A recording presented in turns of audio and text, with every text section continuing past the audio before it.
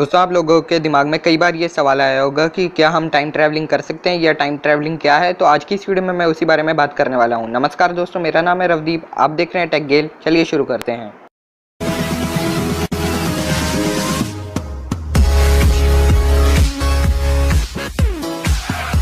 इस वीडियो शुरू करने से पहले मैं बस आप लोगों से ये कहना चाहता हूँ कि इस वीडियो में मैं ज़्यादा ही डीप हिंदी में चला गया तो शायद आपको कोई एक दो वर्ड्स समझ में ना आए।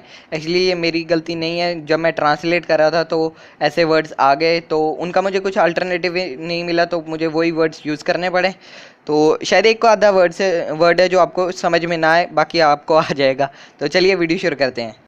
तो टाइम ट्रैवलिंग के बारे में जानने से पहले हम ये जान लेते हैं कि समय क्या है। तो समय एक ऐसी सच्ची कहानी है जिसकी वजह से हमारे आसपास ये सब बदलाव होते रहते हैं, जैसे कि मौसम का बदलना, दिन रात या ऐसी और चीज़ें जो बदलती रहती हैं। और इन सब चीज़ों के बदलते रहने से हमें समय के होने का पता चलता है। अब हमारी गति या स्पीड जो है तेज़ या धीमी हो सकती है, पर समय में ऐसा कोई भी बदलाव नहीं आता।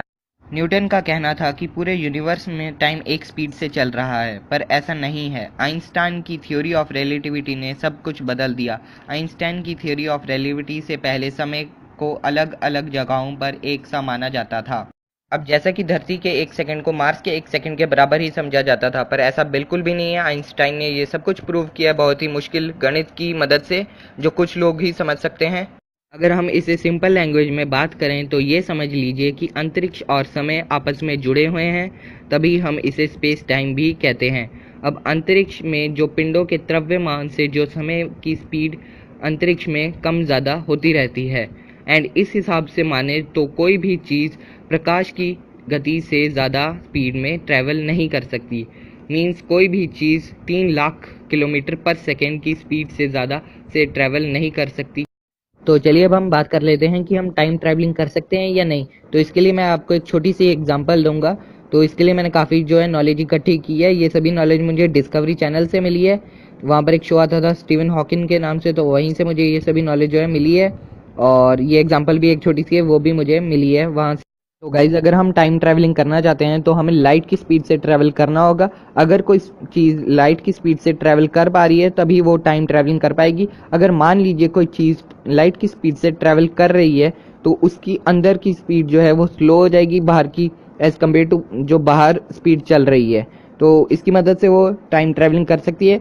अब मैं आपको एक छोटी सी एग्जांपल देता हूँ थोड़ा सा और आपको समझाने के। नाउ गाइज, अब जस्ट इमेजिन कि हमारे पास एक ऐसी ट्रेन है जो लाइट की स्पीड से ट्रैवल कर सकती है। अब मान लीजिए वो ट्रेन 1 जनवरी 2025 को एक स्टेशन से चलती है। अब कुछ राउंड्स मारने के बाद मान लीजिए उसकी स्पीड लाइट की स्पीड के बराबर हो जाती है, एंड वो ट्रेन अपनी स्पीड के हिसाब से एक हफ्ते बाद फिर से उसी स्टेशन पर रुक। पर ट्रेन के बाहर के समय के हिसाब से 65 साल बीत चुके होंगे, और जो ट्रेन के अंदर यात्री होंगे उन्हें भी वो समय सिर्फ एक हफ्ते का ही लगेगा। मीन्स अब जो टाइम होगा वो होगा 1 जनवरी 2090। उनके बच्चे उनसे भी बूढ़े हो गए होंगे उस। तो अब ऐसा होगा क्यों? तो आइंस्टाइन ने इसे काफ़ी मुश्किल गणित के रूप में समझाया है, पर हम इसकी एक आसान एग्जांपल भी ले सकते हैं। तो बस आप ये लेके चलिए कि कोई भी चीज़ 3 लाख किलोमीटर पर सेकंड की स्पीड से ज़्यादा की स्पीड से नहीं चल सकती। तो चलिए हम उसी ट्रेन में वापस चलते हैं जो लाइट की स्पीड से ट्रैवल कर रही थी। अब मान लीजिए उस ट्रेन में सफ़र करते हुए एक यात्री खड़ा हो जाता है और ट्रेन की डायरेक्शन में ही भागने शुरू हो जाता है। तो अब उस ट्रेन की स्पीड जो लाइट की स्पीड से ट्रैवल कर रही है, प्लस जो आदमी भागना शुरू हो गया उसकी स्पीड, तो अब तो ये स्पीड ज़्यादा हो गई है। तो भाई ये तो गड़बड़ हो जाए। और हमने क्या कहा कि कोई भी चीज़ लाइट की स्पीड से ज़्यादा स्पीड से ट्रैवल नहीं कर सकती। तो ये चीज़ तो जो है भौतिक के नियमों को तोड़ती है। तो एक्चुअली ऐसा कुछ भी नहीं होने वाला, क्योंकि बीच में जो है थ्योरी ऑफ रिलेटिविटी आ। तो अब जो आदमी भाग रहा है उसकी स्पीड से कोई भी फर्क नहीं पड़ने वाला, क्योंकि जो ट्रेन के अंदर बैठे लोग हैं उनके लिए तो वो आदमी एक आम स्पीड से भाग रहा है। तो ऐसा कुछ भी नहीं है कि वो आदमी जो है लाइट की स्पीड से भाग रहा है, क्योंकि जो ट्रेन के अंदर बैठे आदमी है तो उनके लिए तो वो आदमी एक आम स्पीड से ही भाग रहा है। तो गाइस, हमारे सामने एक और बड़ा सवाल है कि हम ऐसी ट्रेन बना सकते हैं या। तो अभी के लिए तो इसका जवाब है ना, क्योंकि हमारे पास ऐसी अभी तक कोई भी टेक्नोलॉजी नहीं है जो लाइट की स्पीड से ट्रैवल कर सकती। तो हमारा सबसे फास्ट स्पेसशिप है वो भी सिर्फ 9 से 11 किलोमीटर पर सेकंड की स्पीड उसकी मैक्सिमम है। तो अभी के लिए हमारे पास ऐसी कोई भी टेक्नोलॉजी नहीं है जो लाइट की स्पीड से ट्रैवल कर सके, जो है 3 लाख किलोमीटर पर सेकेंड। पर शायद हमारे पास भविष्य में ऐसी कोई टेक्नोलॉजी हो जो इतनी स्पीड से जो है ट्रैवल कर सकती है। तो शायद हम जो है फ्यूचर में जो है ट्रैवल कर सकते हैं। दोस्तों ऐसी कुछ बातें और भी है जिनके बारे में कहा जाता है कि उनकी मदद से हम टाइम ट्रैवलिंग कर सकते हैं। तो अगर आपको ये वीडियो अच्छी लगी तो एक लाइक का बटन दबा दीजिए, और एक अगर अच्छा रिस्पॉन्स आया तो मैं उसके बारे में भी वीडियो बना दूंगा। तो चलिए दोस्तों, मुझे उम्मीद है वीडियो आपको अच्छी लगी होगी। हालांकि ये वीडियो काफ़ी छोटी थी, एक क्विक जो आपको थोड़ी सी नॉलेज दे दी। उम्मीद है आपको थोड़ी सी अब पता चल गई होगी, नॉलेज आ गई होगी कि हम टाइम ट्रैवलिंग कर सकते हैं या नहीं, या टाइम ट्रैवलिंग क्या है। तो उम्मीद है वीडियो आपको अच्छी लगी।